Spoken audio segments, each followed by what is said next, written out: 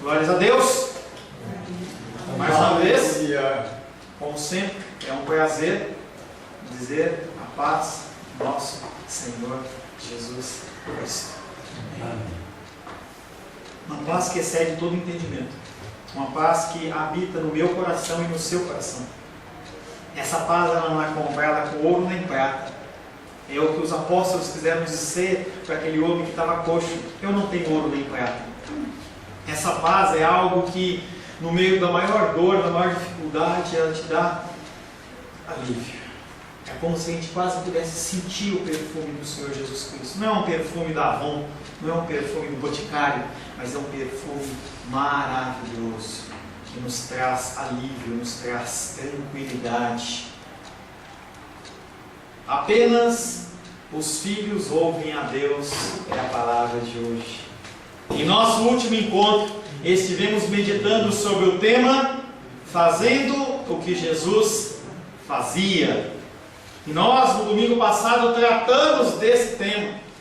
Aquele que não vive o que professa, acaba por não ter muito crédito entre os seus ouvintes. É normal isso.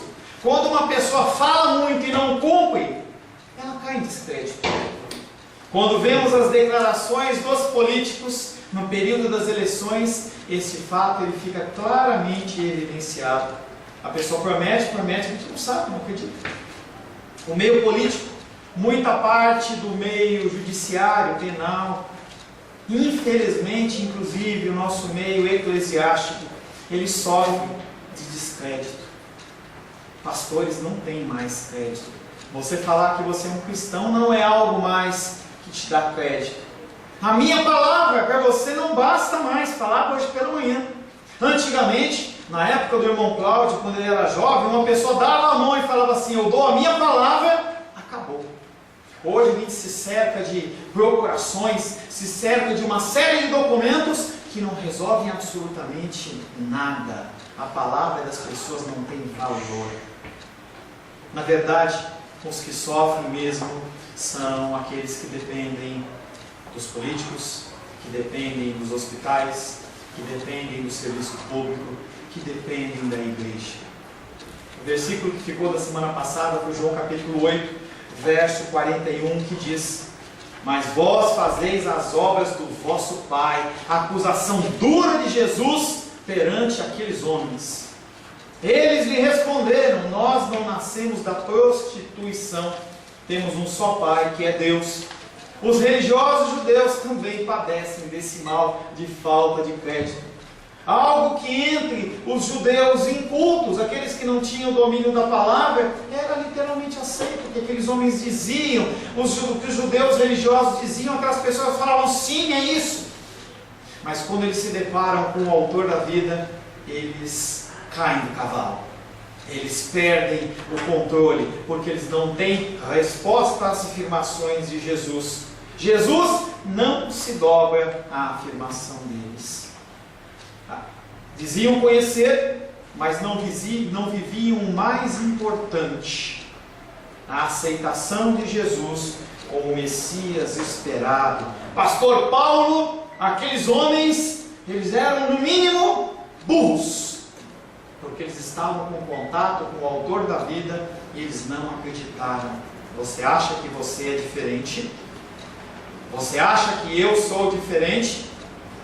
Quando nós dizemos, e nós vamos trabalhar bastante esse texto, esse contexto, quando nós não agimos conforme Ele nos ordena, nós estamos agindo da mesma maneira que os judeus.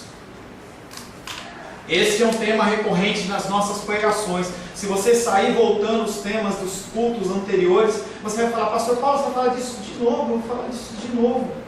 Eu não tenho nada novo a te explicar. O próprio Cristo tinha apenas esse tema para explicar para aqueles homens, que é um tema de que devemos ser obedientes à palavra de Deus, devemos ser submissos às ordenanças de Deus. Este é um tema recorrente em nossas pregações, mas muito pertinente às nossas vidas: reconhecer o senhorio de Cristo e nos submeter às suas ordenanças. Devemos viver como Cristo vivia, dando testemunho da nossa fé. Apenas os filhos ouvem a Deus.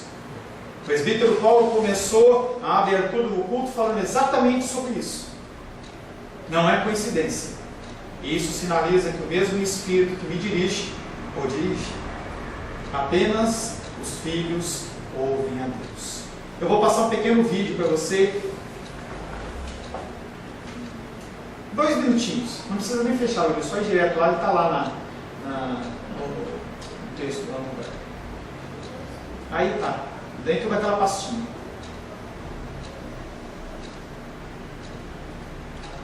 Pode pôr som, tá? Pode soltar.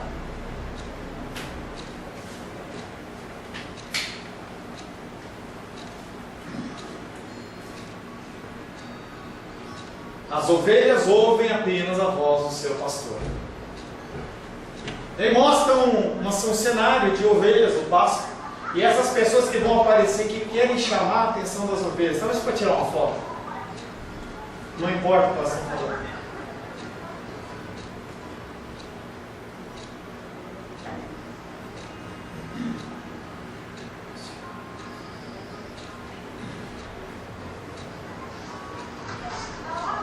As pessoas mudam, querendo chamar a atenção das ovelhas. Talvez eu e você fizéssemos.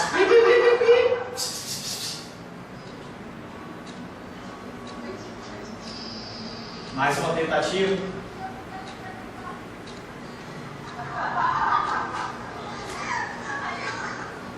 Agora, o bom pastor. Ou o pastor.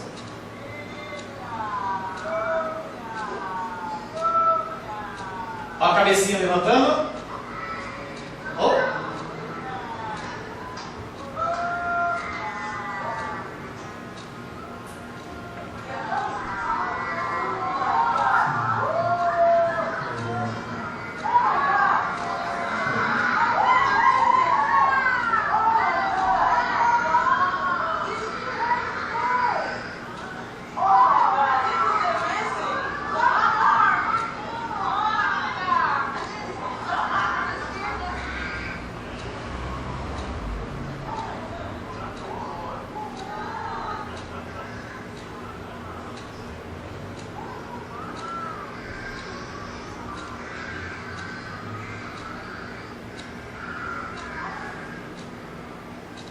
Só isso. Pode voltar a palavra.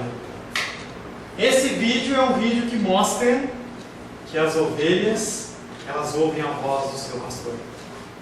Você não é chamado a ouvir qualquer chamado. Você é chamado para ouvir a voz de Deus. Apenas os filhos ouvem a Deus. Apesar desse vídeo ter sido um vídeo muito gostoso, você vai ver que o desenvolvimento da palavra ele não vai ser tão doce desta maneira. Quero convidar você a abrir a palavra de Deus no Evangelho de João.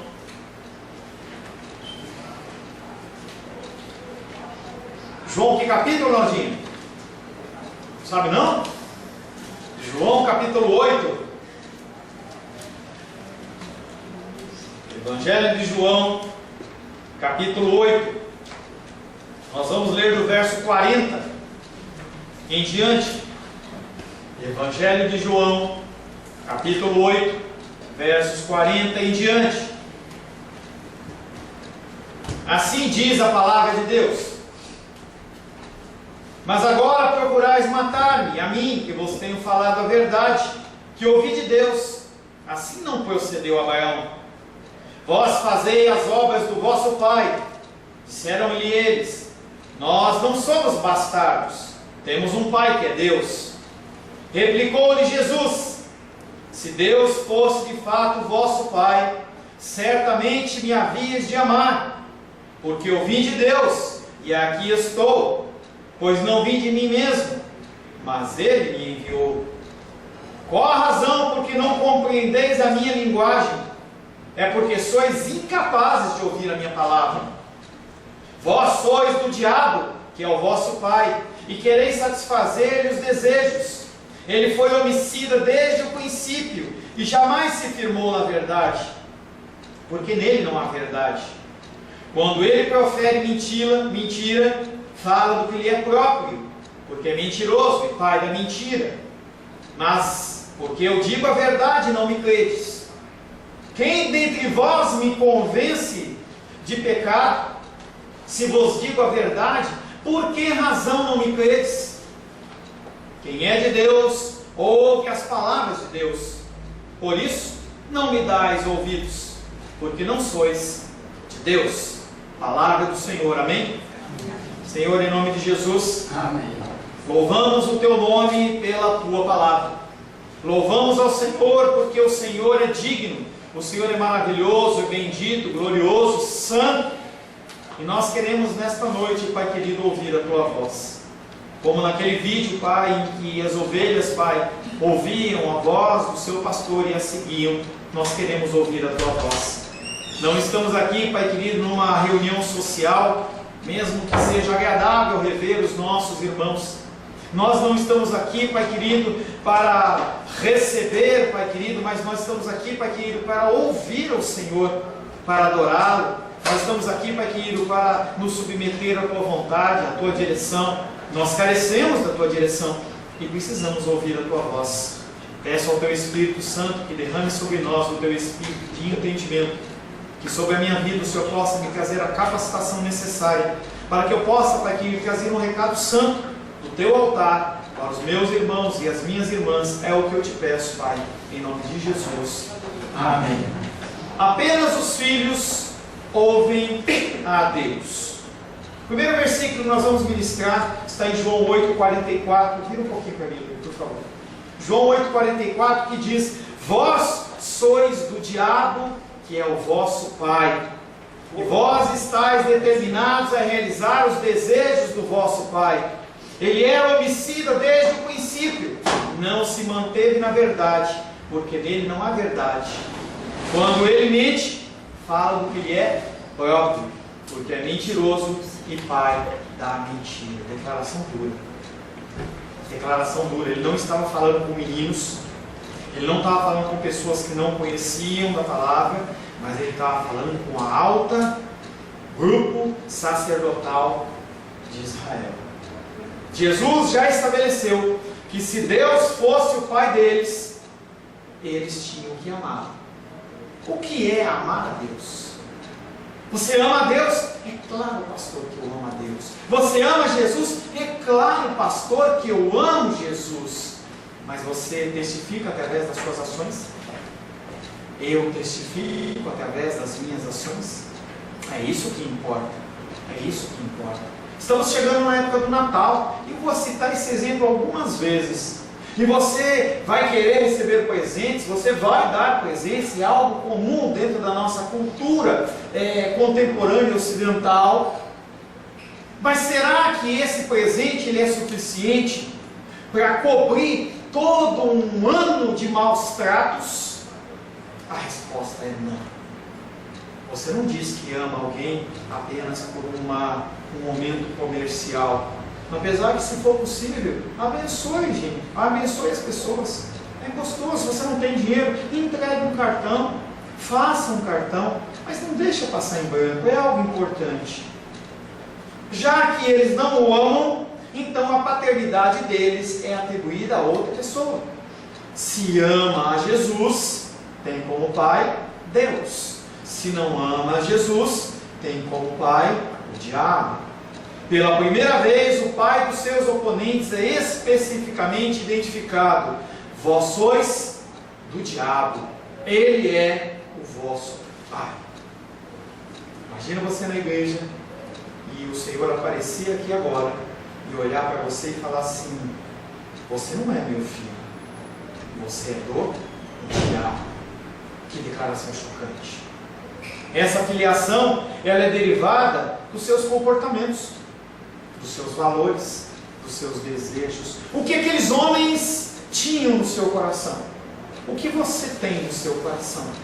Você tem reverência ao Senhor? Você tem reverência à palavra do Senhor? Você se dedica em ler e meditar nas coisas concernentes ao reino de Deus?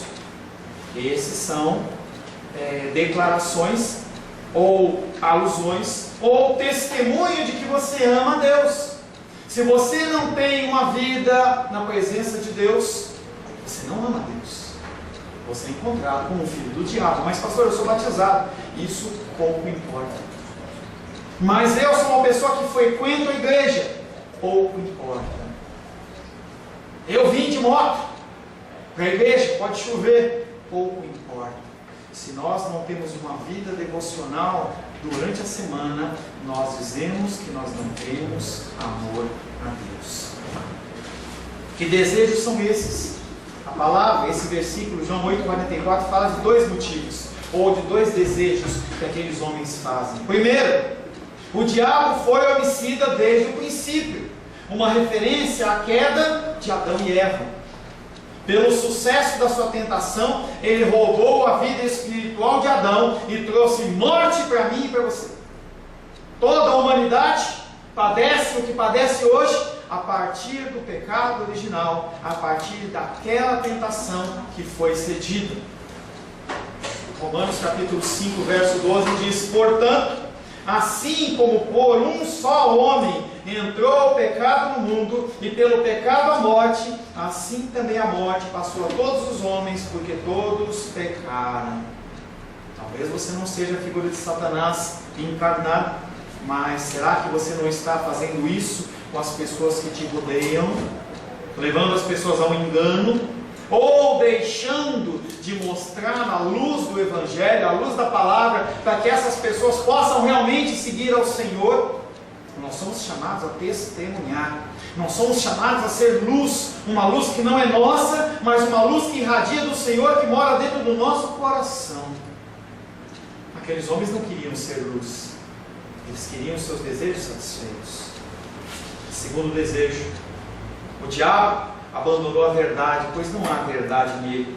Quando mente, ele fala a sua própria língua, pois é mentiroso e pai da mentira.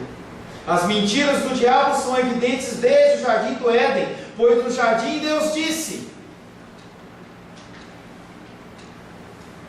de toda a árvore do jardim comerás livremente, mas da árvore do conhecimento do bem e do mal não comerás, porque no dia em que dela comeres, certamente morrerás. E Deus fala: dessa árvore não, dessa árvore não, e se você comer, você vai morrer. A palavra de Deus faz isso conosco o dia inteiro. Toda vez que você lê e medita, a palavra ela confronta o seu meio de pensar, o seu jeito de agir, e apresenta o meio correto. Ele não só te crucifica, ele não só te expõe, mas ele mostra que há uma saída, há uma solução. Submissão, humildade, abaixar a cabeça e ouvir Deus. E aí o diabo fala na sequência: então a serpente disse à mulher: é certo que não morrereis. De um lado, Deus; de um outro lado, o diabo. De um lado, a verdade; do outro lado, a mentira. Você está com a verdade ou com a mentira? Não há café com leite, não há meio termo. Ou é um ou é outro. Ou Deus ou o diabo estava mentindo. Não tem como os dois falarem a verdade. Como Deus inevitavelmente fala a verdade, o mentiroso é o diabo. Hebreus capítulo 6, verso 18: para que mediante duas coisas imutáveis, nas quais é impossível que Deus minta. Eu minto, você mente, nós faltamos com a verdade, nós não honramos compromissos, mas para Deus é impossível que Ele minta. E isso diz respeito para mim e para você, em especial em relação às promessas que são faladas para nós. E Ele diz: todo aquele que nele crê e for batizado será salvo. E crer é muito mais do que declarar. Crer é vida. Aleluia. Crer é vida. Mas aquele que não crê já está condenado. O que ele está falando no outro versículo e em muitos outros é: ou você está de um lado, ou você está do outro. Ponto. Não tem café com leite. Você não pode ficar com o pé lá e não pecar. Não dá para você ser crente de domingo e de segunda a sexta, segunda a sábado, você viver a sua vida. Não dá. Ou você é ou você não é. Ou você é ou você não é. As promessas de Deus, elas são verdadeiras, porque Ele é. é impossível que Ele minta. E o que Ele promete para mim e o que Ele promete para você, não falha. Jó 42:2 é um versículo que eu gosto bastante. Bem sei que tudo podes, Ele é todo poderoso, e nenhum dos teus planos pode ser frustrado. Nenhum plano. Falávamos hoje pela manhã sobre consciência da personalidade divina. E eu falava o seguinte, que o homem, ele às vezes é pego em desejos, em vontades, e faz algumas coisas de sopetão. Isso acontece comigo e acontece com você. No ambiente de compras, por exemplo, você vai num lugar, você é atraído, ou você vai num self-service, e aí você olha aquele monte de comida, você tem que pôr um pouquinho a mais, mesmo que você sabe que você não aguenta. São pensamentos que vêm à nossa mente. E aí o que acontece é que o Espírito Santo nos constrange e fala assim: você está agindo errado. Consciência e autoconsciência. Esses fatores são diferentes com o nosso Deus. O nosso Deus, ele não tem pensamentos de rompante, ou é pego de surpresa e ele é obrigado a mudar de ideia e resolver alguma coisa. Não! Tudo que acontece já está planejado na mente dele. Nada acontece fora. Todos os planos, todas as promessas para a minha vida e para a sua vida vão se cumprir.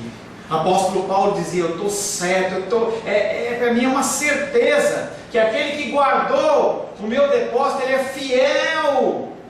Ele vai estar comigo, ele vai me guardar, e no dia do juízo ele vai me apresentar. E eu dei um exemplo muito legal hoje pela manhã. O irmão Paulo, ele está lá fazendo a construção da igreja lá, e vai chegar um dia em que vai estar pronto. Quando a gente pega, por exemplo, a Minha Casa Minha Vida, em algum momento está pronto. E às vezes a gente vê nas reportagens dos jornais que depois de um ano o cano está estourando, o piso está estourando. O irmão Paulo está lá vigiando para que isso não aconteça. Mas pode acontecer. Pode acontecer um erro, uma falha de projeto. Com Deus não. Quando Ele nos entregar perante Deus, nós vamos estar perfeitos, sem mácula, porque nenhum dos seus planos pode ser frustrado. Você é plano de Deus. Eu sou plano de Deus. O Pai deles, de quem aprendem o seu modo de agir, é o Deus ao qual servem, por oposição ao Deus verdadeiro, o Pai de Jesus. Mateus capítulo 6, verso 24. Ninguém pode servir a dois senhores. Você não pode estar lá e cá. Você não pode ser da mentira e da verdade. Você não pode ser um cara que gosta de Deus, mas gosta do mundo. Não tem essa possibilidade. Ninguém pode servir a dois senhores, porque ou há de aborrecer-se de um e amar ao outro, ou se devotará a um e desprezará o outro. Não podeis servir a Deus e as riquezas. Em outras versões, você não pode servir a Deus e a Mamon. E para você entender, você não pode servir a Deus e ao seu próprio coração, aos seus desejos. Nós somos vivos e você tem direito a ter sonhos. Eu tenho sonhos. Você tem sonhos. Mas esses sonhos, eles têm que ficar submissos à vontade de Deus. Vontade de Deus. João 8,45. Quanto a mim, é porque digo a verdade que não me credes.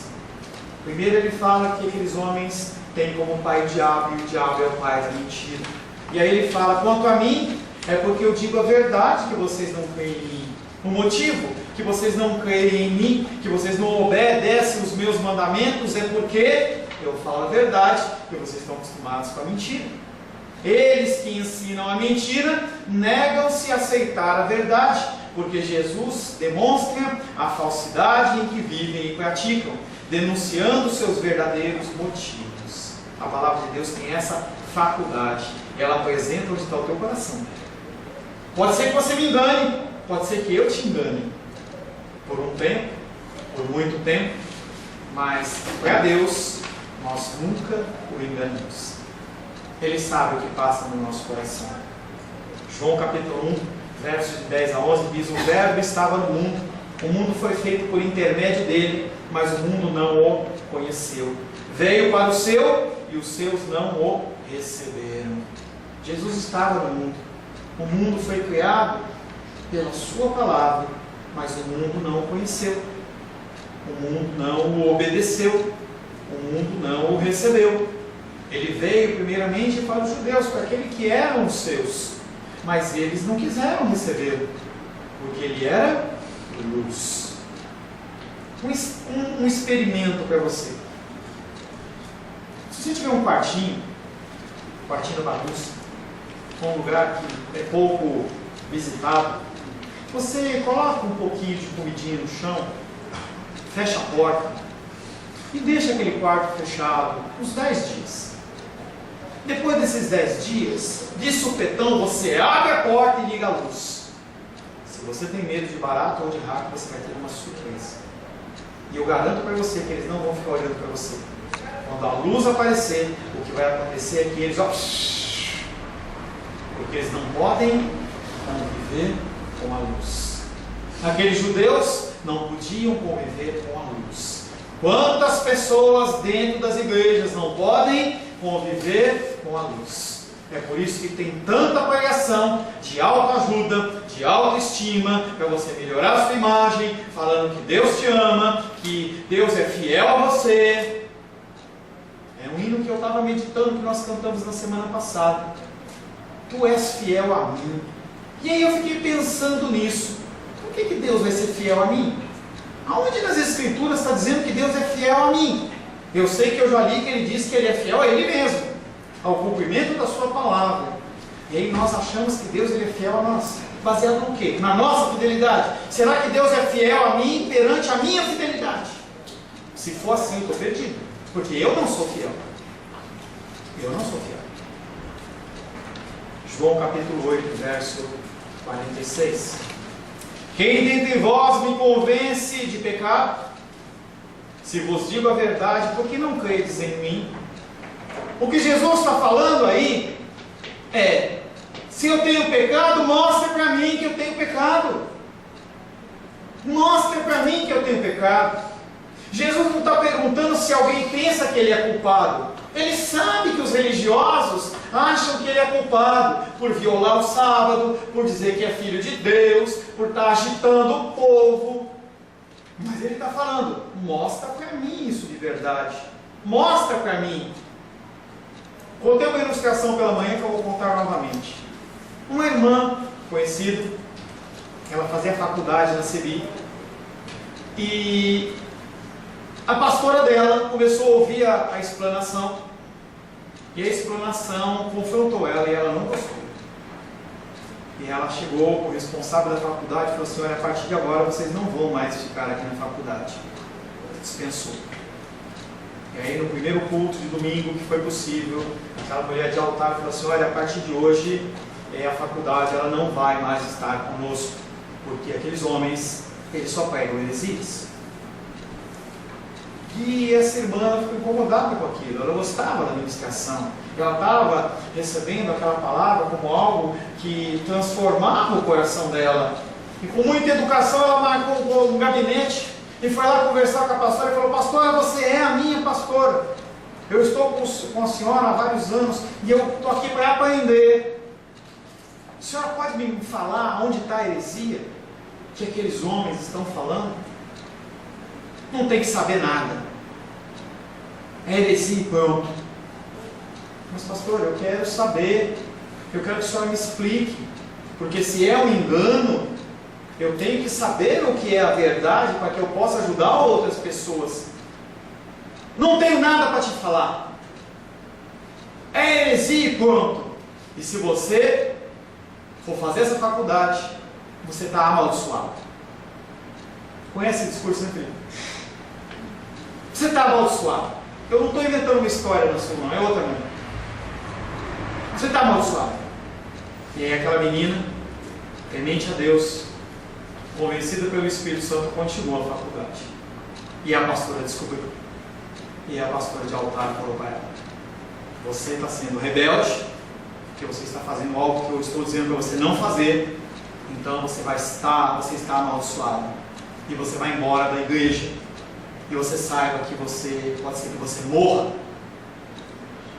E aquela menina sofreu. Nós a encontramos, ajudamos, ministramos, resgatamos.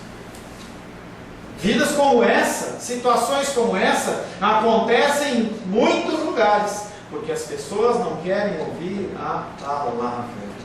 As pessoas não querem trazer para você a razão porque eu digo que é assim ou é assado. Se eu trago ensinamento para você, você tem todo o direito de chegar para ele e falar: pastor, você pode me explicar isso porque eu não concordo e eu não entendo assim?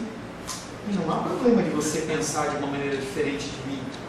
Eu não sou Deus, eu não sou Jesus. Jesus tem um só. A Ele você tem que ouvir indiscriminadamente ao que a palavra diz e você tem que obedecê-lo. A mim não. Você não deve submissão a mim, você deve submissão a Deus. Eu sou um ser humano como você. Porque algumas semanas atrás, se eu furar o meu dedo, o meu sangue vai sair vermelho que nem o seu. Tem pessoas que acham que não é assim. Senta com a Naldinha e conversa com ela, ela vai contar algumas histórias em que as pessoas olhavam para ela e falavam assim: você sabe com quem que você está falando? Né, Naldinha? Lembra disso? Pessoas que parecem que têm um sangue diferente. Não é diferente, é igual. Quem dentre vós me convence do pecado? Se vos digo a verdade, por que não credes em mim? A pergunta, portanto, é se alguém pode provar que ele é culpado de algum pecado. Pecado não é o que as pessoas acham, é o que a palavra diz.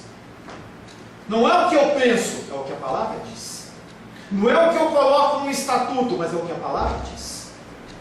Quando eu saí da última igreja, quando eu fui saído da última igreja, Sebastião estava nesse momento, um dos presbíteros olhou e falou assim: realmente, pastor, você tem direito a fazer o que você está fazendo, pelo estatuto, mas o que diz a Bíblia a respeito disso? Foi o questionamento do presbítero. Será que aquele estatuto, apesar de ter sido escrito, apesar de ele ter sido votado e sido aprovado, ele reflete o que a palavra de Deus está dizendo? A resposta é não. Então não é pecado. Pecado é a oposição ao desígnio de Deus em toda e qualquer injustiça com o homem. Se você é injusto com pessoas, você está contra os desígnios de Deus. Porque Deus diz: me ame de todo o coração e ame o próximo como a mim mesmo. Você não tem como demonstrar amor a Deus a não ser amando o próximo. Ou você acha que Ele se preocupa se você vem 1, 2, 5, 10 vezes na igreja? Ele quer que o seu coração esteja na palavra dEle. Ele quer que o seu coração seja um coração que vive a palavra dEle. E é lógico que a convivência na igreja faz parte, mas não está dizendo todo aquele que crê e frequentar a igreja será salvo. É todo aquele que crê. Você tem que crer e colocar em prática. É isso que o Senhor deseja. E quando você não faz isso, quando eu não faço isso, nós estamos dizendo para Deus quão odioso Ele é para nós. Porque é assim que nós dizemos que nós o odiamos, quando nós não cumprimos os seus mandamentos. Pecado é oposição ao desígnio de Deus e injustiça contra o homem, algo que Jesus não pratica, ao contrário daqueles homens religiosos. Eles, porém, propõem a lei como norma absoluta, acima do bem, acima do homem, interpretada, claro, segundo os seus próprios interesses. Nunca interprete a palavra de Deus segundo o seu interesse. Nunca faça isso. Quando você começar um pensamento dizendo eu acho, eu penso, cuidado. Cuidado. Não importa o que você acha. Não importa o que você pensa. Importa o que a palavra de Deus diz. Não importa a situação que você está passando. A palavra de Deus, ela é a linha correta ao qual você tem que se basear e ponto. E ponto. João capítulo 7, verso 24. Não julgueis segundo a aparência, e sim pela reta justiça. E aí cai por terra aquele conceito de que eu não posso julgar para não ser julgado. Você não entendeu o versículo. Ele está falando que você não pode julgar de qualquer jeito. Esse versículo ele está falando assim: não julga segundo a aparência. Eu tenho obrigação. Se eu ver o meu irmão, independente de eu ser pastor ou não, se eu vejo o meu irmão andando num caminho errado, eu tenho que chegar nele e falar assim: você está errado, por causa que a palavra está dizendo isso, isso, isso. Se você vai se corrigir ou não, é com você. Mas a minha obrigação é alertar.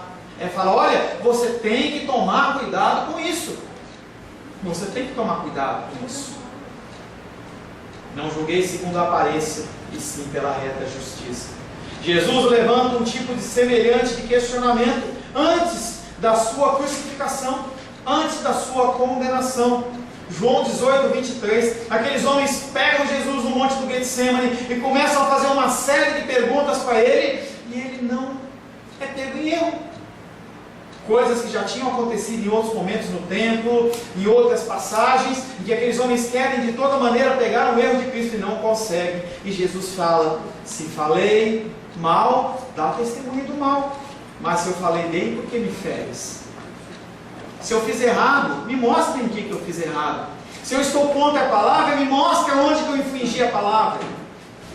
Mas se eu não fiz, por que vocês estão contra mim? Por que vocês estão agredindo? Por que vocês estão me ferindo? A pressuposição de sua pergunta é que diante de uma suprema corte dos céus, que não há engano e não há erro, os seus oponentes não podem provar que ele é culpado de pecado. E se ele não está em pecado, por que não creem nele? Apenas as ovelhas ouvem a voz de Deus. Aqueles que não são de Deus não entendem, não ouvem. Apenas aqueles que são de Deus ouvem a voz de Deus. João 8,47 é o último versículo que nós vamos meditar. Aquele que é de Deus, escuta as palavras de Deus. Por isso não ouvis, porque não sois de Deus. Apenas as ovelhas dele ouvem a sua voz. As palavras e exigências de Deus, conforme esse versículo fala, escutar as palavras de Deus, era uma expressão que os judeus entendiam muito bem. Pode ser que você faça uma leitura e você não entenda, mas os judeus entenderam. Que o que Jesus estava falando é, quando aquele que é de Deus escuta as palavras de Deus, ele está falando o seguinte: por que vocês não escutam o que Moisés ensinou vocês? Por que o que Moisés deixou como mandamento, vocês não estão cumprindo? E aqueles homens cada vez ficavam mais irados, porque eles não tinham como reeducar, eles não tinham como ir contra o que Jesus estava falando. Como Jesus tem o pleno direito, por ser o único embaixador, o embaixador do Pai Celestial, e que cumpre fielmente o ofício que lhe foi confiado, ele os acusa de não serem de Deus, devido à sua obstinação. Eu não abro mão do que eu penso. Eu nasci assim, aprendi assim, e eu vou morrer assim. E aí nós encontramos a diferença entre pecado e iniquidade. Pecadores todos nós somos. Eu sou pecador, você é pecador, e nós vamos continuar pecando até a volta de Cristo, ou quando nós morrermos. Mas aquele que é cristão, ele não é iníquo. O iníquo é aquele que não tem o Espírito Santo, e não ouve a voz de Deus, e não se sente constrangido quando o Senhor o repreende. A pessoa acha graça, a pessoa dá de ombro, a pessoa faz piada, mas ela não ouve a palavra de Deus. São considerados por Jesus, aqueles homens, como guerreando contra Deus. Mais tarde, eles novamente foram alertados sobre esse mesmo problema, não mais através de Jesus, que tinha sido crucificado, morto e ressuscitou. Em Atos capítulo 5, versos 38 e 39, conta uma história em que os sacerdotes, eles olham no momento pós-morte de Jesus Cristo e falam: poxa, nós continuamos ouvindo a pregação desse Nazareno? Nós matamos um, agora tem mais 12, porque Judas morreu e Matias tomou o lugar dele. E agora, em vez de um só falando, tem muito mais gente falando. Vamos trazer eles à nossa presença. Para de falar de Jesus. E eles falam: não paramos. Nós não podemos parar de falar daquilo que nós ouvimos, daquilo que nós cremos. E eles ficam ali naquela discussão: o que nós vamos fazer? Nós vamos matar eles também? Vamos crucificar eles? Vamos jogar na cadeia? E aí um homem sábio chamado Gamaliel, ele se levanta no meio deles e diz: dai de mão a esses homens e deixai-os, porque se este conselho, esta obra vem de homens, perecerá. Porque nenhum dos planos do Senhor pode ser frustrado.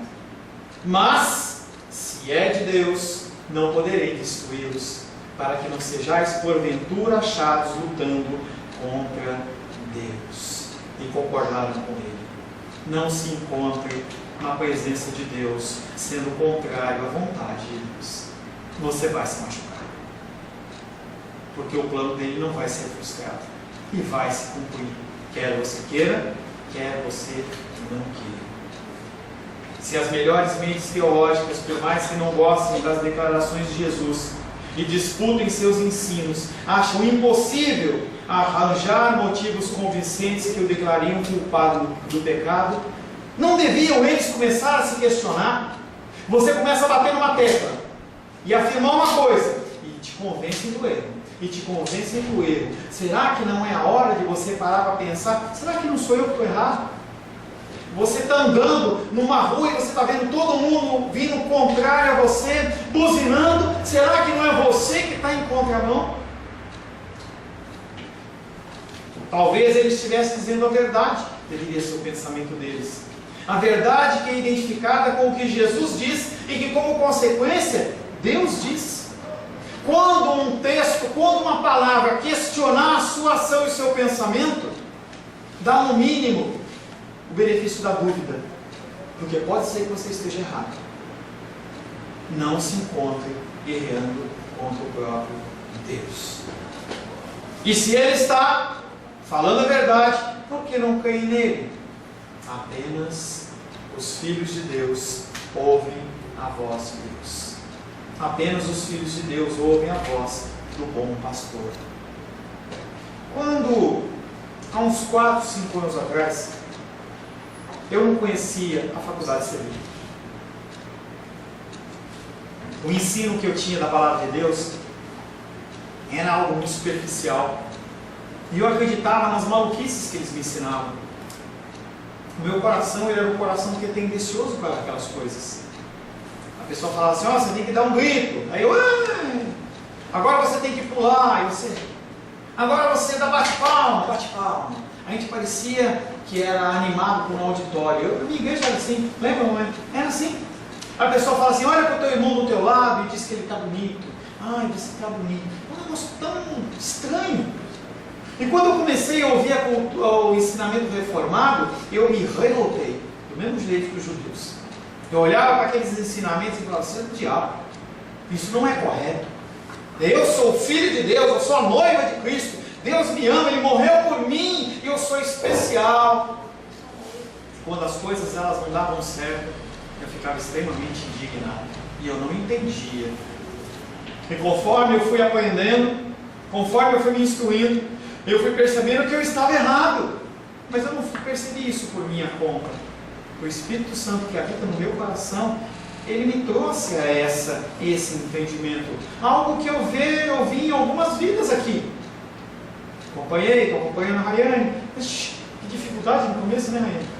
Hoje parece que a coisa parece que vem tão fácil. Parece que a palavra de Deus ela entra por um ouvido e ela vai te transformando e aquilo não dói. E você estava andando por um caminho, você fala assim, não, eu não quero mais esse caminho, eu quero seguir por esse caminho. É um caminho mais duro, é um caminho mais estreito, é um caminho que muitas vezes tem espinhos, mas é esse caminho que é o bom caminho, ao que o Espírito Santo nos convence. Nessa passagem, nós somos instruídos que não há um sinal mais evidente de uma mente reprovável do que alguém que não pode suportar a doutrina de Cristo. Por um tempo eu não suportava. Talvez você tenha muitos questionamentos ainda, e isso é normal. Não se julgue. Não ache que você é o pior dos mortais. Você é ruinzinho, mas você não é o pior de todos. Entenda que você está num processo de transformação. Você está num processo em que as paredes que estavam mal alinhadas, elas foram derrubadas e elas estão sendo edificadas de novo. O telhado que não estava com a caída boa, e a água em vez de descer, ela estava voltando para a laje, está sendo refeito, está colocando a inclinação direita. Aquela sustentação, aquele piso lá que não estava com uma proteção adequada, está sendo passado aquele prumo, aquele negócio lá para ficar lisinho, para ficar alinhado. A queda do banheiro que estava retinha e não tinha queda por ralo, o Senhor está refazendo na minha vida e na sua vida. Mas isso é um processo contínuo. O Senhor, Ele promete que no dia do juízo, você vai estar pronto. eu vou estar pronto. Nós vamos estar perante o Deus Todo-Poderoso e o Senhor vai olhar para mim e para você e falar assim: entra no gozo do seu amado, vem viver comigo eternamente. Não porque eu militei, mas porque aquele que começou a boa obra, ele vai acabar, ele prometeu. Ele promete isso para a gente. E ele não é homem que minta. Não há nada que devemos temer tanto do que cair sobre uma sentença tão terrível por parte do nosso Salvador, de olhar para mim, olhar para você e falar assim: você não é de Deus. Você não é de Deus. João capítulo 8, 47 novamente. Aquele que é de Deus, escuta as palavras de Deus. Por isso, não ouvis, porque não sois de Deus. E eu quero falar para você, rapidamente, sobre o dia do juízo. Farei hoje pela manhã e volto a falar novamente. As pessoas, elas cantam: Maranata, vem Jesus. Eu canto. Nós ansiamos pela volta do nosso Salvador, o fim das dificuldades, das dores. Mas aquele dia em especial, o dia do juízo, ele não vai ser um dia de algodão doce. Ele não vai ser um dia de um céu azul, como o céu de Brasília é bonito quando está no calor, em que você não vê nenhuma nuvem, não vai ser daquela cor.